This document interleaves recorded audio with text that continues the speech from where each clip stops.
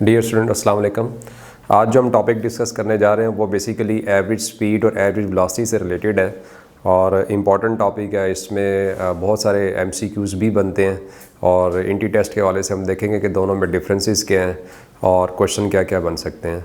और सबसे पहले तो हम इसके की पॉइंट्स देखेंगे कि जो आपको याद रखने होते हैं, जो आपको बेसिकली काम आते हैं एमसीक्यू सॉल्व करने के दौरान। जैसे कि एवरेज स्पीड और एवरेज वेलोसिटी दोनों एक डिफरेंट क्वांटिटीज़ हैं। स्पेशली जब हम एमसीक्यूज़ कर रहे होते हैं तो उन चीज़ों को माइंड में रखना होता है। फॉर एग्जांपल अगर हम देखें कि जो एवरेज स्पीड है, एवरेज स्पीड को आप जब डिफ़ाइन करेंगे या स्पीड को जब आप डिफ़ाइन करेंगे तो आप कहेंगे rate of change of distance, ठीक है, क्योंकि यहाँ पे आपके पास क्या आएगा, डिस्टेंस आएगा, फिर डिवाइडेड बाय टोटल टाइम नीचे आ जाएगा, ठीक है। इसी तरह से जब आप एवरेज वेलोसिटी को डिफ़ाइन कर रहे होते हैं तो आप फिर इसमें क्या कहते हैं, rate of change of displacement divided by time, ठीक है। तो पहला डिफरेंस तो यहीं पर आ गया कि एक में डिस्टेंस आ रहा है और एक में डिस्प्लेसमेंट आ रहा है। फिर और क्या डिफरेंसेस आ सकते हैं, क्योंकि डिस्टेंस अगर स्केलर है तो फिर ज़ाहिर बात है कि आपके पास स्पीड भी क्या होगी, स्केलर होगी, जबकि डिस्प्लेसमेंट वेक्टर है तो आपके पास फिर वेलोसिटी भी क्या होगी, वेक्टर में आ जाएगी। अब वो जो सारे डिफरेंसेस जो आप डिस्प्लेसमेंट और डिस्टेंस में पढ़ते हैं वो सारे डिफरेंसेस जो हैं वो यहाँ पे भी इंक्लूड करने हैं हमने।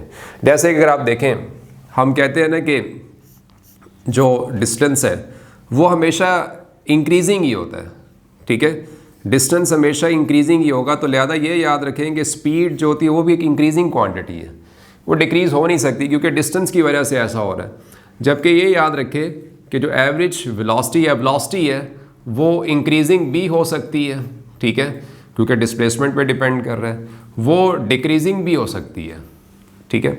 फिर इसके अलावा अगर आप देखें हमारे पास जो एवरेज स्पीड है वो पॉजिटिव हो सकती है हमेशा, ठीक है, बल्कि हमेशा पॉजिटिव ही रहेगी किसी भी मूविंग बॉडी के लिए। अगर बॉडी रेस्ट पे तो फिर तो ज़ीरो होगी ना। जबकि जो एवरेज वेलोसिटी है हमारे पास, ठीक है, ये पॉजिटिव भी हो सकती है, ये नेगेटिव भी हो सकती है और ये किसी केस में ज़ीरो भी हो सकती है, ठीक है, क्योंकि ये डिपेंड कर रही है डिस्प्लेसमेंट में, और डिस्प्लेसमेंट पॉजिटिव भी हो सकता है, नेगेटिव भी हो सकता है, ज़ीरो भी हो सकता है। तो ये बेसिकली मेजर डिफरेंसेस हैं इन दोनों के बीच में। फिर इसके अलावा जब हम इसको कैलकुलेट करते हैं तो लाजमी नहीं है कि इनके आंसर भी सेम आए, यानी एवरेज स्पीड जो होती है वो एवरेज वेलोसिटी के इक्वल भी हो सकती है और वो उससे डिफरेंट भी हो सकती है। फ़र्ज़ करें कि दो पॉइंट्स हैं ए और बी और दोनों में जो पाथ है वो बिल्कुल स्ट्रेट है, तो फिर जो उस वक्त आप एवरेज वेलोसिटी निकालेंगे वही एवरेज स्पीड भी निकलेगी। लेकिन अगर ऐसा है कि जी ए और बी दो पॉइंट्स हैं, उनके बीच में डिफरेंट पाथ्स हैं, तो फिर एवरेज वेलोसिटी डिफरेंट निकलेगी बिकॉज कि वो शॉर्टेस्ट पाथ पे डिपेंड करेगी। हम शॉर्टेस्ट पाथ वाला डिस्टेंस लेंगे, पाथ लेंगे, उसको सॉल्व करेंगे। जबकि एवरेज स्पीड की अगर हम बात करें तो वो डिपेंड करेगा आपने पाथ कौन से चूज़ किया हुआ है। मल्टीपल पाथ्स होते हैं ये दो पॉइंट्स के बीच में, जैसा पाथ चूज़ करेंगे वैसी ही उसकी वैल्यू आएगी। तो ये वो मेजर डिफरेंसेस है जो हम लोग इसमें डिस्कस करते हैं और जब एमसीक्यूज़ करेंगे तो फिर उसमें और ज़्यादा चीज़ें भी इसके सामने आ जाएंगी।